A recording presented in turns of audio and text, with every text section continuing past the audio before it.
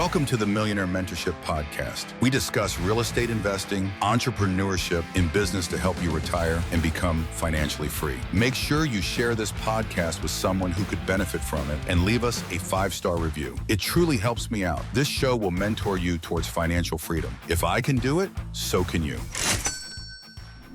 All right, everybody, welcome to the Troy Kearns Podcast. We talk all things real estate, business, entrepreneurship. Today, I have a really cool guest, somebody that I've actually had the privilege of doing several deals with in my past career as a real estate agent. I got Trish Williams, a Las Vegas native, a top producing realtor, and she's actually got her own podcast, The Vegas Reality Check, and she's at Keller Williams, which is a great brand. Trish, welcome to the show. Hi, thank you for having me, Troy. Let's catch up, man. What have you been up to? I haven't talked to you probably in 3 or 4 years. Oh gosh, selling houses, closing deals, doing what we do here in Vegas. Actually, I've been doing a lot. I've working on the podcast. I have the it's a weekly podcast, Vegas Realty Check now. We just talk market numbers and basic consumer questions. Like people send in questions that, people want to know about real estate. We talk about that. We answer those on the show. So that's been a fun experience, doing that now. That's about it. Selling a lot of homes here in Vegas. I got a top 25 women in real estate in Las Vegas from the Women's Council. So I was excited about that. And yeah. So you've always kind of been on the cutting edge, like we were talking about before a little bit. Like, I think I saw your post the other day and I was like, I need to reach out to her. She'd be really cool, because one of the things I was talking about to you before was, people look at Las Vegas and they're like, the real estate market. I look at myself and I'm like, man, it is crazy right there. I was literally comping out some properties the other day on something, and I was like, those are worth 600,000 right now. And there's like these fourplexes up on the Browns, or what it's called, like Lake Mead and like I know exactly where Los Feliz. And I'm like, so the market really has been resilient. I think since you started, you said in 2012, is it? 2014. Okay. I got active in 2006 out there, and then I did a bunch of foreclosures, and I saw the market at the top and then go down to the bottom, and you've seen it just continue to climb from 2014. It hasn't stopped, right? Yeah, absolutely. I mean, I've been in Vegas my whole life, definitely seen the crash and what was there. And it was insane how low everything went. I mean, there was a point in time, but it was way before I was in real estate, but I was in a townhome, and I'd say it was 2000, maybe it's 2009, 2010. And I had I was driving a Ford Explorer, and that was worth more than my townhome was. Right. It's very true. Wow. Our market had hit so bad, but yeah, since I started, it was just on the way up. And even, I think you left in 2020, right? 2021, I think, is when we officially left. It was during COVID, but we officially moved out here in like 2021. Yeah. I mean, even since then, prices have almost doubled. Like, it's been insane. I remember having a conversation with a seller, and it was right when everything shut down in March of 2020, and everything was silent, and we all thought the sky was going to fall. I mean, the city shut down. We're like, no one's going to work. No one has jobs. Like, the market is crashing for sure. And his house was 350,000. It was single family house. Now that's like insane. You can't find something like that. But we got an offer, and it was like 320 or something. It was, a lot lower than where we were at.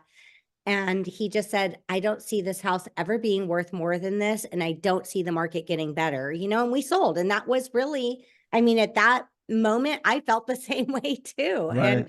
And now, gosh, that house has got to be over 500,000.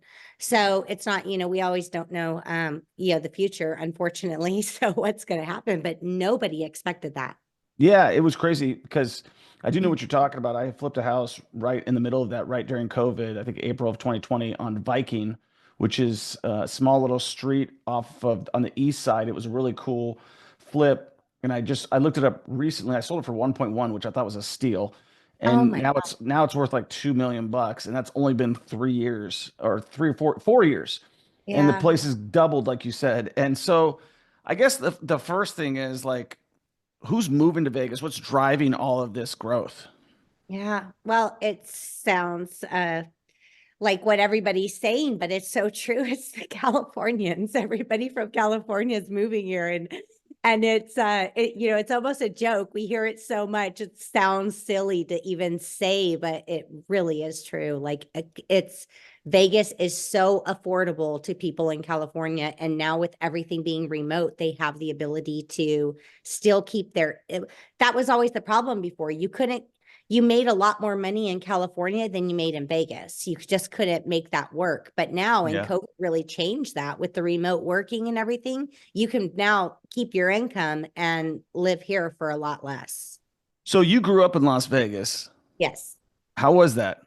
Oh, I mean, definitely not good for kids, but there's, it's, you turned out all right. Yeah, Vegas isn't a kid-friendly town. It did turn out all right.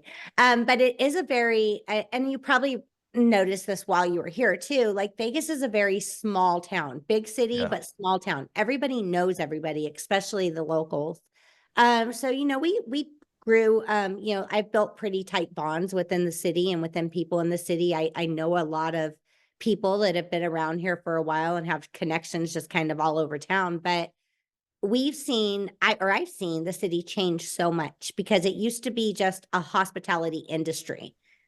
Everybody, and even getting into like the real estate aspect of it, everybody that had homes or could buy homes or did anything here was, working at casinos. They were at some level in the casino industry, but like we were just all hospitality. There wasn't, now we see like tech jobs and we see like all these other things, people that are employed by places that are, not anywhere near Vegas. That wasn't even a possibility before. And we didn't have any, sports teams or we had UNLV, but, like nothing. We're becoming a bigger city rapidly, very rapidly. A lot has changed with the sports very quickly when the Knights came out there, and then right after the Raiders, and now I guess the Oakland Athletics are coming. What else is on the agenda? That's all I am aware of right now. The Oakland A's is the next big one, but we have there's a website out there called like Las Vegas 2050 that shows like plans for like the whole city and in the year 2050, which sounds like so far away, but gosh, that's going to come so quick. And they're turning all of like that, Maryland Parkway over by UNLV, that whole area is supposed to be a big education corridor. So it's going to, they're just have some big future renovations planned for that whole area over by UMC, by Shadow Lane, Pinto area. That area is going to be a medical district, which it kind of already is headed that direction, but it's going to be like more master planned to fit that scheme. And just there's a lot coming to the city. What do you think is driving it? Because to me, like as somebody who lived there for 15 years, it was a great place to do business. You mentioned earlier on, we were looking like, man, it's hard to raise kids in Las Vegas. You mentioned that, and I don't mean that in a negative way because I really have a fond love of Las Vegas. But you got a lot of things out there, right? Like you got one thing that I definitely noticed is there's a lot of like there was a lot of car accidents there, just like everywhere. And then you obviously have the casinos, and that's just kind of a part of like what you do, right? Like everybody meets at the casinos and do that stuff. What do you think is spurring the growth? Because you mentioned, it's not just the gaming anymore. It's other things like sports and the world-class city and things like that. Yeah. Well, Vegas is definitely a attraction for adults. They always called it the adult Disneyland. As far as, kids go, yeah, it's a struggle raising kids. We do have some of the worst ratings for schools in the country. So definitely need to work on that. But we are working on that. There's a lot more like magnet programs, tech programs, all things like that popping up. So definitely it's something that they're working on. The private school system here is great. There's a lot of really good private schools here, if that's an option for people. So that's good. And the the drive is property taxes. I mean, our property taxes are 1% or less. And that's when you compare that to a lot of other cities, that's really low. And we have no state tax. even though some people in Vegas will say that like our car registration is damn near a state tax because it's a lot higher than most places. But still, we have no state tax, so there's no state income tax. And the Vegas is trying to get big companies here, and they offer there's a lot of like tax incentives that they'll offer for these big companies, and even the Hollywood's bringing like a studio, a movie studio of some sort out here, and they offered them this big tax incentive just to move it out here. So there's definitely, people on the that are in the city on the council and everything that are like trying to incentivize it. What's the hottest area right now in Vegas? I mean, Summerlin's expanded, right? Like a big time. Like Summerlin was this, when I first got there, Summerlin was like basically Lake Mead to call it Charleston. Yeah. And now it's like going way further than that. And like it just keeps pushing out west. Yeah. Have you ever heard of a little city called Blue Diamond outside of Vegas? Yeah. Yes. Yeah. Okay. So many people don't know about that. You get But lost going out there. Like you just accidentally end up in Blue Diamond when you're driving down that road. yeah, it's like one little corner store, small town. So funny story is when I was a kid, my whole family like lived in that town. Like that was my family's town. And we used to go out there, for Christmas and everything. And my aunt worked at the corner store, and my uncle bought up all the land around there that he like won some money gambling and bought all the vacant land. And everybody in my family was like, oh, he just wasted his money. That dirt will never be worth anything. And now, wow, it's like this big, people like to live there because it's definitely surrounded by BLM, so you can't expand that city. But people want to live there because you feel like you're kind of in the country. But now that used to be so far from Vegas. Now it's like 10 minutes from Vegas before you hit Summerlin to Blue Diamond. So that's why I brought up Blue Diamond, because Summerlin is now pushed out so far that it's almost there. So that's kind of crazy. It is crazy. Summerlin is still pretty much, Summerlin's still the most popular area. I always say that people have kind of Summerlin Henderson wars, right? Because there's people that love Summerlin that are just Summerlin people, and there's also people that they love Henderson but they hate Summerlin, and some people that love Summerlin hates Henderson. So there's completely different like vibes through the two areas, but I'd say they're still the two most popular. Both of those areas were non-existent when I was a kid. So, I mean, not non-existent. Henderson was always there, but it was this weird, they called it Green Valley because there was this green cloud over the city. Like nobody would want to live out there.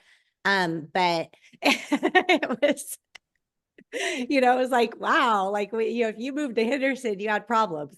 But now it's like, so different.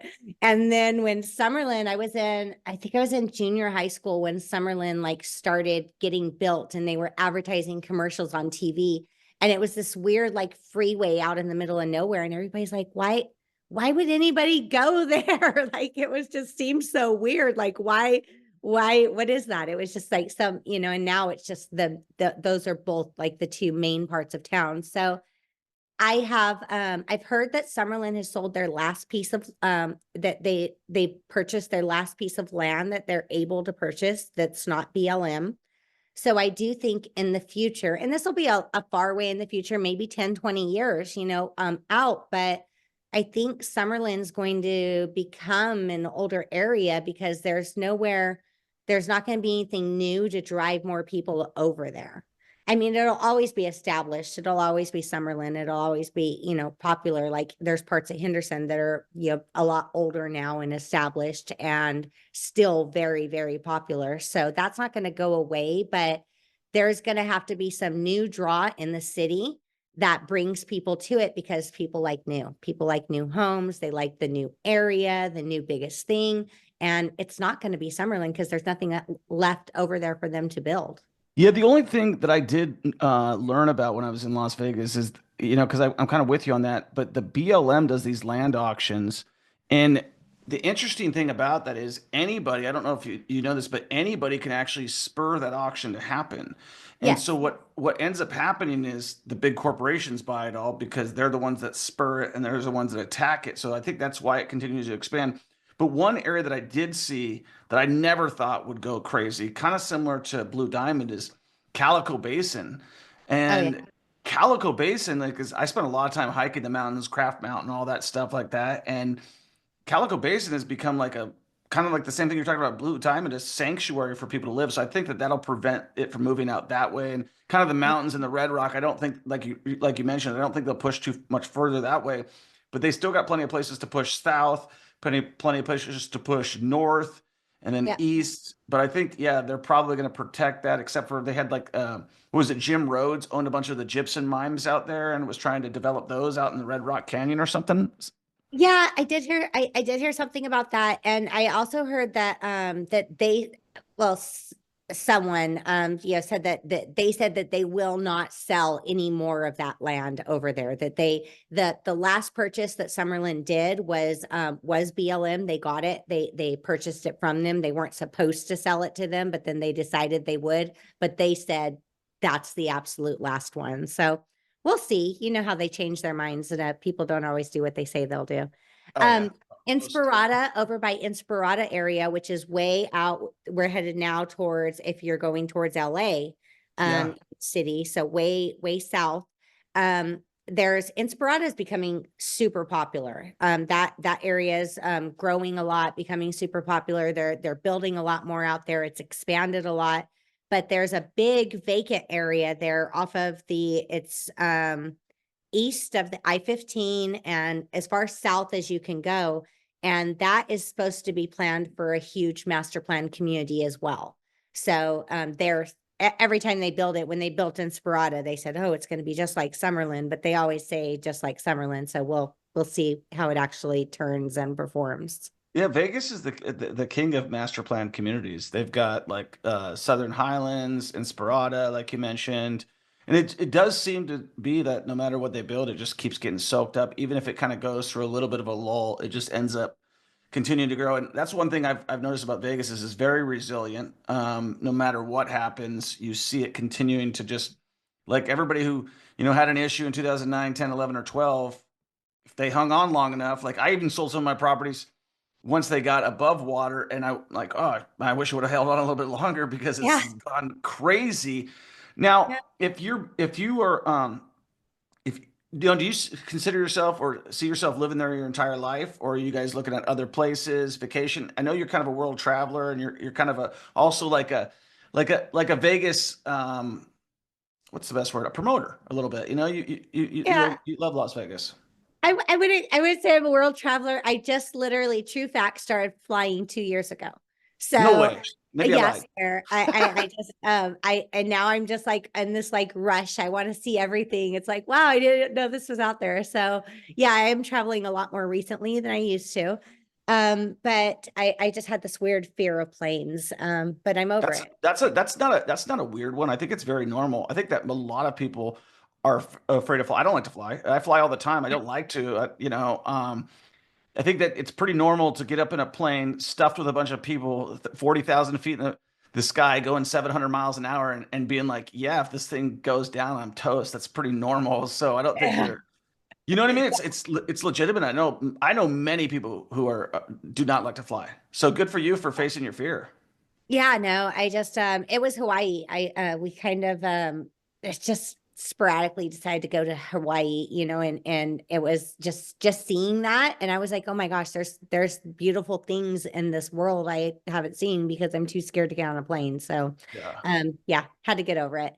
Anyways, so what you were saying is like I am, like I go a lot and I promote Vegas. I'm sorry, I forgot the question. Yeah. No, I was just mentioning, like, do you see yourself being there the rest of your life, or now that you're getting on these planes and kind of checking out new places, is your eyes getting open to like different places and looking at like, been in your career, you're making a lot of money. I know it's when you're selling real estate, you kind of like, for me, you're stuck where you're at because you're a local person a little bit, right? And so I'm Yeah. just wondering, like, as the future continues to grow, are you looking at other places to maybe invest in, buy properties at? Yeah, we are buying properties other places. We bought a place in Utah recently. As far as leaving, I would definitely have to retire. So I have built my business. I built my business to this point right now, and I know everybody says this, but this is 100% true. It's almost 100% referrals. Every now and then I'll work with a sign call, but all of the business I'm doing, and I'm doing like between 40 and 60 units a year. I mean, I'm doing a good amount of business, and it's just people, past clients, friends, family of past clients, people that are calling me. Like I worked really hard to build it up to where it's at. I just can't see myself trying to start doing retail real estate in another city. It'd be exhausting. So I would definitely have to be retired, or at least done with the retail aspect of it, and move into something else if we moved. But I do. We're going to see Texas. I've never going to see Texas. I've never been to Texas before. That's crazy. But we're going to see Texas and visit Texas in a couple months, and I'm excited to see that, because I do see, and my husband says a lot, like if we were going to move, he thinks that that'd be the type of place we want to move to, but we've never actually been there, so we have to, go there and see if that's what it's if it's what we think it is. If you get a chance, I'm a big traveler. I love like checking out new places. It just opens your mind up so much. We went to, even not just the United States, but like we went to Portugal and a couple other countries this last year. And if you get a chance, definitely go to Europe, because it is absolutely amazing. Oh yeah, on my list. Is it? Yeah. Tell me what else is on your list. Okay. So, I'm going to be doing a comedy at the Improv in January 26th, Hollywood Improv. That's nerve-wracking. Yeah. not on my list. So this is, and I'm not like 100% on my list. I'm doing a comedy camp, which is like a training camp. It's called Comedy Fantasy Camp. If anybody's interested, look it up. You spend like 3 days mentoring with like top comedians, Jay Leno, Adam Carolla, Natasha Leggero. There's like some other people there. They mentor with you one-on-one, 3 12-hour days, help you prepare a set. And then you perform it live on stage at the Hollywood Improv. I have no desire to become a comedian. This isn't my like, new career or anything like that. But I feel like this is going to be so good for me, for speaking, for just being in public, being in front of people. Like, you have to do things that scare you to like make you grow. So I feel like it's going to just be something great. And, just for speaking altogether, if you can make people laugh, I feel like you can do kind of anything. That's very brave of you. I don't know if I would be able to do that. That's like something that I think public speaking is more of a fear of the people than of flying, right? It's like getting up there, especially when you have to deliver like stuff on a punchline or with timing or anything like that. Good for you for doing that. What propelled that? Just like trying to get out of your comfort zone? Yeah, really just trying to get out of my comfort zone. I worked with Adam Carolla recently, who's a comedian, sold him some property here in Vegas. He is moving. Did you really? Yes, I did. I love Adam. Yes, I love Adam too. And I'll tell you an interesting story of how I met him. I kind of figured he was moving to Vegas, right? Because he talks about on his show all the time that when his kids are, turning 18, he's going to get out of California. Knew the kids were turning 18, probably know too much about him, just been a big fan. But my husband and I followed him for years. So we just kind of figured that he started performing a lot in Vegas at Kimmel's Comedy Club. So they opened Kimmel's Comedy Club here. And I was like, wow, I think that Vegas is going to be where he goes. He's showing up here he was coming in like once a month. I was like, it's got to be Vegas. So I was committed to trying to find a way to meet him, because I just seen in my head that if another realtor sold him a home, I would hate them. And I would just be so jealous and so upset. So it has to be me, right? So I was like, I know I do a good job. I know what, know his style, know what he, what he likes, how he works or whatever. I was like, it's gotta be me. I'm going to be the best. So, I was like, I'll send him a gift with a letter, on one of the nights when he's performing at the club. And I was going to do like a bottle of Dom, and my husband calls me. So my husband's like, no, Dom's not his drink. It's the Don Julio 1942, 1952. The Don Julio tequila. And he's like, that's his drink. You got to get that one. So I was like, okay, cool. So I got that drink. I put a letter in there that said, if Vegas is the spot where you're leaving, when you get out of California, I want to be your realtor, and I promise I won't annoy you. And that was it. I just put that in the letter with my card, with a bottle, and I told them to send it to his room at the club, and they did. And the next day, his girlfriend called me, and she's like, "Yeah, we're looking at property." And I guess they had like went out with somebody, and just it just didn't. They weren't feeling it, and they were like, "Yeah, we were out with some girl looking at houses before, and she just didn't seem to know what she was talking about, or." Just not, they didn't connect. And she's like, this is a sign. And yeah, it all started there. So that is awesome. That is, that's going to take me down a bunch of rabbit holes. So number one, I would say I probably am a big, like, he's the original podcaster. I don't know if people know that, but he was like yes. the original guy who was like the first guy to have a podcast from Yes. from Loveline to a podcast. The other thing that's kind of, you mentioned, is what the hell happened with Jimmy Kimmel? Like, Jimmy Kimmel and him were on the Man Show, and then Adam stays the same way, and Jimmy Kimmel becomes this total like left-wing lunatic a little bit. Like, what's going? Like, were you following them when they're on the Man Show? So I wasn't. I was. Gosh, I was in high school during the Man Show. I mean, I watched it a little bit, but like not. I didn't really like big time follow it. So I don't know. I never like asked like his personal, information or anything like that. So I'm not sure about that. Yeah. What part of town did he end up moving in? So he is going to be out towards Lake Las Vegas. So he's got a custom lot building a custom home out there. Awesome. Well, that had to be. Is that like the most exciting person that you've ever worked with? Yeah, I think so. I've worked with a couple of comedians, believe it or not. Like there's been a few, and they're funny. So some funny people.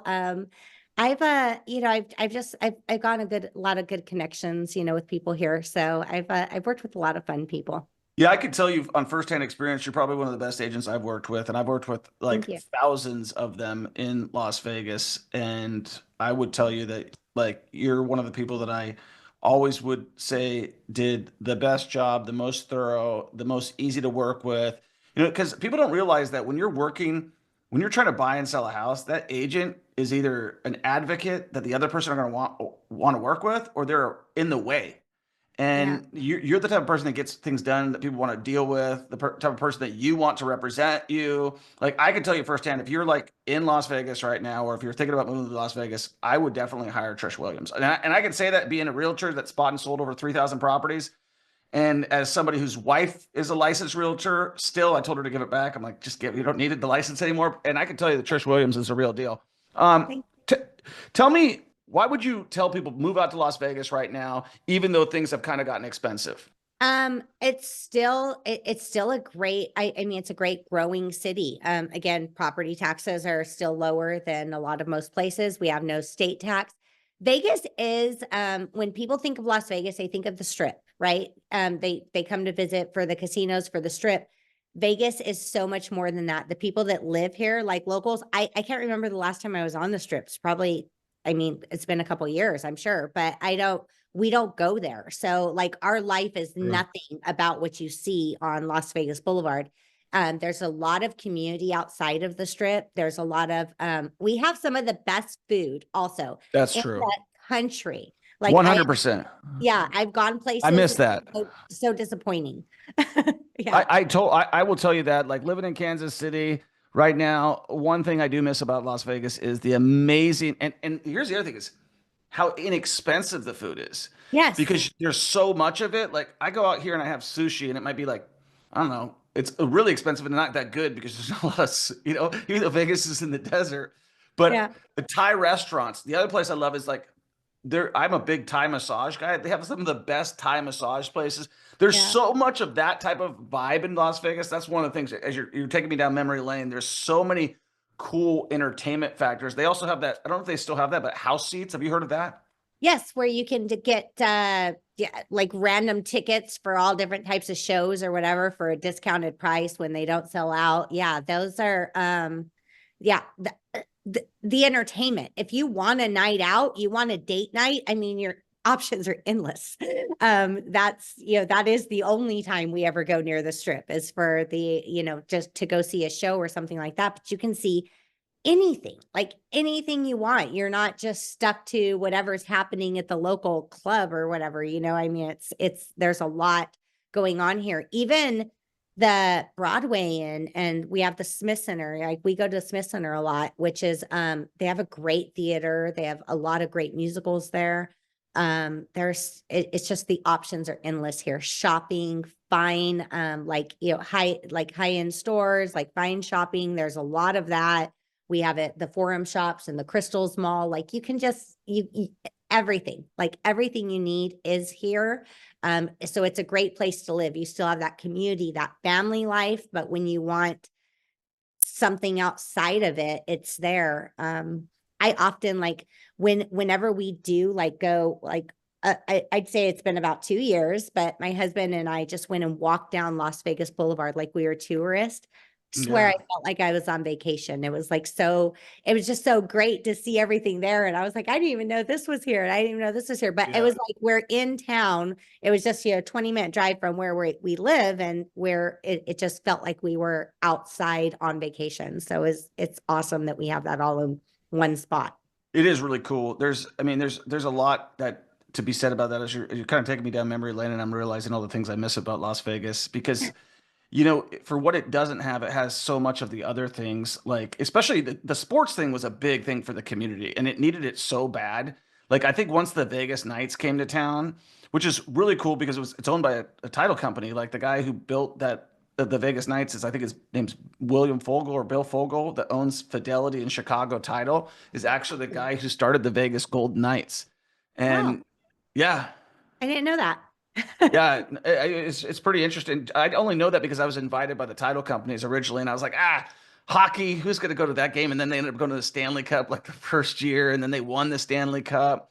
And that thing, and I bought season tickets to the Raiders when they first came out. So I can tell you one thing about Vegas is it's super resilient. It's got a lot to offer. The other thing that I miss about Las Vegas is if you want to get into some sort of martial arts, or if you want to get your kid into some sort of a training, the amount of like just because of the Strip, the amount of like people that have stayed there now teach people how to do like jujitsu or Krav Maga or all of these awesome things. The amount of Circus du Soleil people that have been displaced and now live in Las Vegas and have their own. There's just a lot of talented people in the community.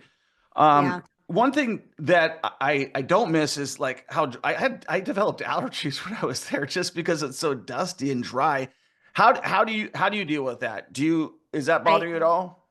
I have, and you would think that I wouldn't because I was raised here. I should be like climatized, but no, my allergies are horrible. I am always, and it's year round. That's one thing that sucks about it here. It's so dry. It's not just allergy season. It's year round. I hate taking allergy medicine because it makes me all jittery and stuff, but I do, recently I started like Canalog shots every, It's the best.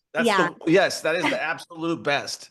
I couldn't believe it. It was like, took it. It was like, oh my gosh, I can breathe. What is this? It's so weird. But, cause I just like kind of suffer through it cause I hate taking allergy medication. So, yeah, but some Analog is buy yourself 6 months of free breath, right? Like, yeah, yeah. Right. Until I heard about that, I'm with you 100. I never had allergies. I moved down to Las Vegas, and then probably like 5 or 6, 7, 8 years in, I don't even know. I thought I had like I thought I was getting sick, and I was just starting to sneeze nonstop. And then same with you. I was like, I don't want it. They weren't even working the allergy medicine that I was taking. No, they don't. They work for an hour.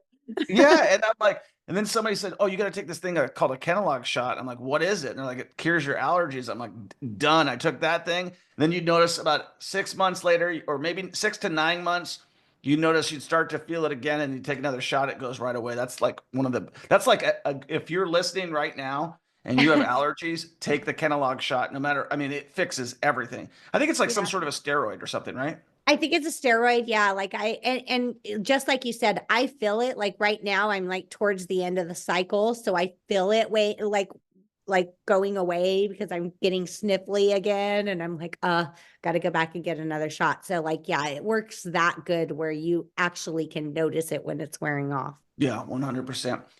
Well, if somebody's trying to get a hold of you, trying to follow your journey right now, you are, like I told you before, you were one of the first persons I saw on social media. How do they follow you, Trish? So I am, it depends on whatever you're into. I don't do TikTok, but I have an Instagram, Facebook. Instagram, I'm at Trish LV. Very easy to find me there. On Facebook, I'm just Trish Williams. 96 or 98 or something, but just you look up Trish Williams, you'll see me, you'll see my picture. I'm there. The podcast, Vegas Realty Check. So our website where you can connect to all of the social, everything I'm on for social is at realtycheck.vegas. It's a .vegas domain. You can even find my personal socials there and as well as the podcast. So you can follow what's happening in the Vegas real estate market. That's awesome. Well, I appreciate you coming on and sharing your story. If you guys are looking to get in touch with Trish on anything regarding Vegas or check out her upcoming comedy career, give her a follow. Give her a follow on all the socials. Give her some support at where are you performing at? It's going to be at the Improv in Hollywood. So the Hollywood Improv, like the place where like all comedians like always want to go. My first time ever being on stage is going to be there. So That's it's awesome. It's a quick set. I think it's like 3 minutes, so it's nothing. Get on, get off, and celebrate. So, are you going to jump out of any plans, or is there anything else coming up? Daredevil stuff. I mean, maybe. I don't know. I would highly encourage that if you haven't jumped out of an airplane, it is awesome. Yeah. Is it? Oh, yeah. Is it? You've done it? Oh yeah, like 5 times. I've done it 3 times in Las Vegas, once in Miami, and once in Washington State, and it is absolutely insane. You're gonna be, if you want to combine your fear of flights, like you'll be sweating the whole. Once you jump out, like it is like taking, I don't know, any sort of drug that you'd want to imagine, because you realize like there's no turning back, and you are like completely at peace, and it is. I've jumped off the stratosphere too, so I've done. I don't like heights either. I just did it. You know what I mean? Just try to kind of same thing with you. It's like try to get out of your. It doesn't change the fear. It's still there, you know. But it does kind of face it a little bit. Yeah. I don't know if I could do that. We'll see what the future brings, because I really never thought I'd get in a plane, and I definitely never thought I'd try to get on stage and make people laugh. So we'll see how that works out. Well, I'm very proud of you for doing all that. That's really cool, and thanks for sharing with the audience. Guys, make sure you give us a 5-star review. Make sure you subscribe, and make sure if you want to do anything, I can tell you, get involved in real estate, whether you're buying real estate for your primary residence or whether you're investing it for assets. It's changed my life. It's a great career. Trish will testify to that. I loved my career as an agent in Vegas for, 15 years. 15 years as an agent in Las Vegas, and it was a life-changing experience. I can also tell you one more thing that's great about Vegas before we sign off is Vegas is great for business. It was absolutely phenomenal for my business career. If you're going to try to send shock waves into your business, move it to Vegas, because it'll give you a really good highlight of whether you're going to succeed or fail very quickly. Yeah, definitely. Vegas, real estate's a lot of fun. And thank you so much, Troy, for having me on the show. Awesome. Peace. What's up, everybody? My name is Troy Kearns, and I love the fact that you're listening to this video right now, because I've got a great thing to share with you. I've got the best podcast that you're ever going to listen to. You've definitely got to check it out and give me your feedback. All you got to do is comment the word podcast, and I'll link you to it right now. So comment the word podcast right down below, and I'm going to link you to it. Check out one of our episodes. We're up to 150 episodes, all with entrepreneurs, businessmen, businesswomen, digital marketers, and politicians, people that you can learn from, people that I am learning from. Why do you think I'm having these amazing guests on myself? I'm trying to learn from them. So you're definitely going to learn something from all of these people. Hope to see you there soon. Peace.